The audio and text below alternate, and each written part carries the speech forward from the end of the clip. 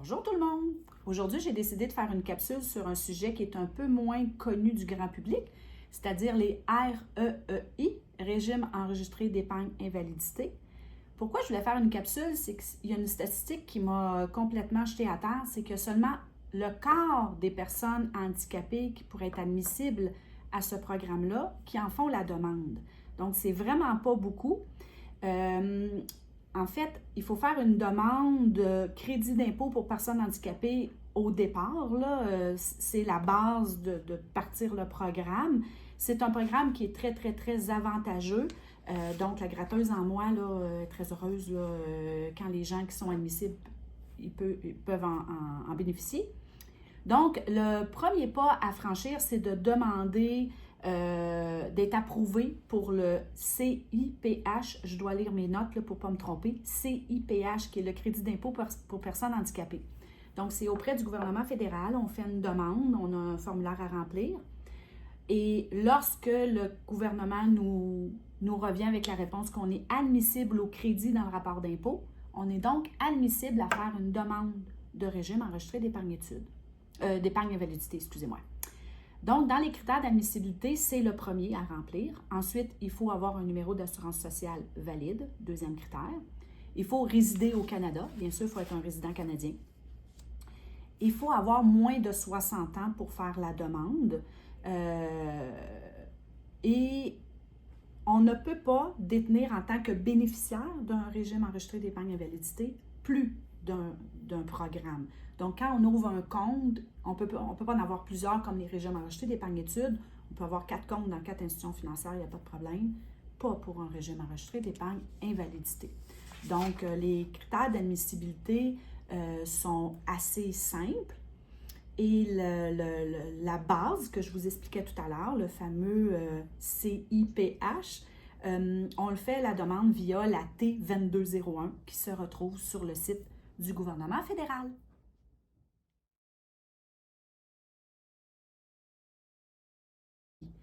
En fait, il y a 3 catégories. Il y a le fait si le bénéficiaire est mineur. Là, ça peut être les parents, le tuteur légal, il y a plein de possibilités. Ça peut être si le bénéficiaire est majeur, donc il peut l'ouvrir lui-même ou il peut être représenté par quelqu'un. On vous donne plus de détails dans la présentation. Et ça peut être également un bénéficiaire majeur, mais qui n'est pas apte à contracter un contrat. Donc, c'est important pour savoir qui peut l'ouvrir, ce régime enregistré d'épargne invalidité-là.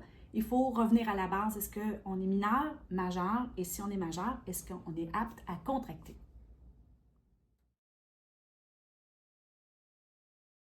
Il y en a 2. Il y a la subvention canadienne d'épargne invalidité et il y a le bon canadien d'épargne invalidité. Ce sont 2 choses distinctes.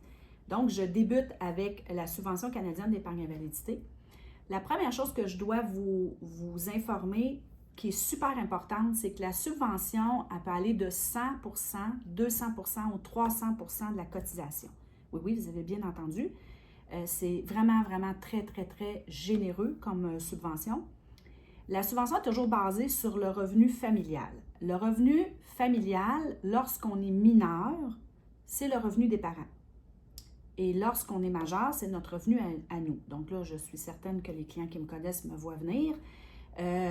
Encore là, le côté gratteux d'Isabelle. C'est sûr que si l'enfant est mineur, on va faire la cotisation minimale pour aller chercher la subvention, qui est 1 500 $. Et le surplus, on ne le fera pas tout de suite parce qu'on a un montant de limite à vie de subvention qui est de 70 000. Si je fais une cotisation puis mon enfant est mineur puis je fais 3 000, il y a un bout qui ne me donnera pas de subvention puisque mon revenu familial est trop élevé. Puis là, en général, là, parce qu'il y a des cas d'exception que les parents n'ont pas beaucoup de revenus, là, mais en général, on est mieux d'attendre de faire des cotisations plus élevées lorsque l'enfant a plus de 18 ans, puisque là, c'est sur son revenu à lui qui souvent est moindre que le revenu des parents. Lorsque le bénéficiaire aura atteint 18 ans, et là, exemple, mon bénéficiaire a gagné 7 000 durant l'année, bien là, je peux aller jusqu'à 3 500 de cotisation qui va me donner, oui, 300% de subvention. Donc, vous comprenez rapidement que ça monte excessivement vite, un compte de régime enregistré d'épargne invalidité, parce que les subventions sont tellement élevées. Si on fait un parallèle avec le régime enregistré d'épargne-études qui est 30 %, que déjà on est super content, là on parle de 100, 200 ou 300 %. On peut faire des cotisations jusqu'à ce que le bénéficiaire ait atteint l'âge de 49 ans. Ensuite, on ne peut plus cotiser dans un régime enregistré d'épargne invalidité. Pour le bon canadien, c'est différent de la subvention. C'est basé sur le revenu familial du bénéficiaire, puis ça peut atteindre 1 000 $ annuellement pour les Canadiens à faible revenu. On n'a pas besoin de cotiser, donc si on a une personne qui est admissible au crédit, c'est IPH, dans le rapport d'impôt, mais que cette personne-là n'a pas de sous à investir dans un régime enregistré d'épargne invalidité, bien, ça vaut la peine de l'ouvrir quand même, parce que si elle n'a pas un revenu élevé, elle va avoir le droit d'avoir le bon canadien d'épargne invalidité qui peut aller jusqu'à 1 000 $ annuellement. Donc, c'est quelque chose, un fait important à retenir parce que c'est de l'argent que le gouvernement nous donne tout à fait gratuitement.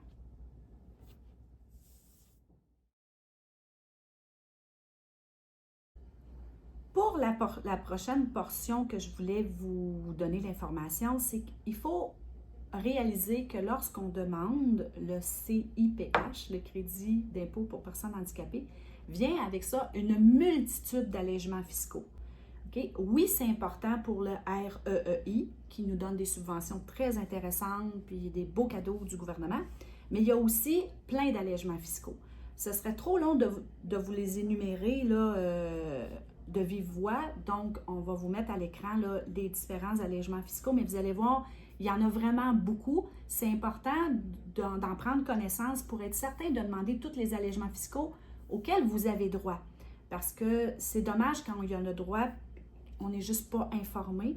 Ça me fait beaucoup de peine. Donc, prenez quelques secondes pour lire les quelques allégements fiscaux qui viennent en parallèle avec le REEI.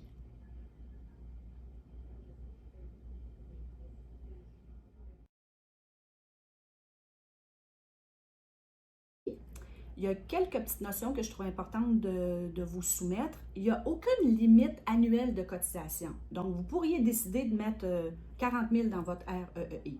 Mais on revient au bout un peu gratteux d'Isabelle. Si on fait des cotisations qui ne nous donnent pas de subvention, bien, je préférerais qu'on fasse des cotisations graduelles qui vont nous donner des subventions de 100, 200 et 300 %. Donc, on revient à mon concept de tout à l'heure, que la cotisation qui devrait être faite a beaucoup rapport avec les revenus, soit du bénéficiaire s'il y a plus de 18 ans, ou des parents quand le bénéficiaire a moins de 18 ans. Il y a une limite à vie cependant de cotisation de 200 000. On ne peut pas mettre plus que 200 000 dans un REEI. Les cotisations sont permises jusqu'à ce que le bénéficiaire ait atteint 59 ans. Tout à l'heure, j'ai dit 49, mais 49, c'est pour le bon. L'autre chose très, très, très importante, lorsque vous ouvrez un régime enregistré d'épargne invalidité, annuellement, le gouvernement va vous faire parvenir un document, puis là, il n'arrive pas toujours dans les mêmes dates, là, mais ça joue entre janvier, février, mars. Sur ce document-là, il va vous indiquer, selon le revenu du bénéficiaire ou des parents, selon l'âge du bénéficiaire, quel est le montant optimal à cotiser pour avoir le maximum de subventions. Donc, moi, avec mes clients qui détiennent des REEI, on attend ce document-là avant de cotiser. Ils reçoivent le document, c'est indiqué 3 500, on fait 3 500. C'est indiqué 1 000, on fait 1 000, tout simplement.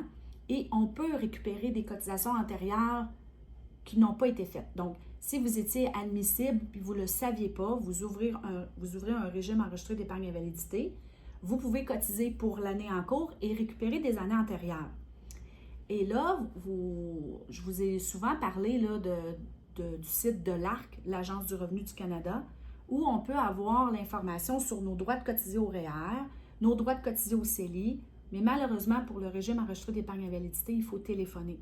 Vous ne pouvez pas aller en ligne et avoir accès à cette information-là. Les gens qui s'occupent du régime enregistré d'épargne invalidité, ils vont vous guider. Si vous appelez et vous dites, écoutez, moi je viens de l'ouvrir, quel montant je pourrais cotiser qui serait avantageux, ils vont pouvoir vous guider. Donc, à retenir, ça ne donne rien d'aller sur le site en ligne, il faut absolument téléphoner. Alors, je vous remercie de votre attention. N'hésitez pas à partager cette capsule si à vos connaissances, aux gens que vous pensez que ça pourrait aider, parce qu'on va faire monter le taux d'ouverture de régime enregistré d'épargne invalidité. Il ne faut pas que ça reste à un quart des gens qui sont admissibles, là. On va faire monter ce pourcentage-là. Donc, n'hésitez pas à partager. Et surtout, si vous avez des questions, revenez-nous.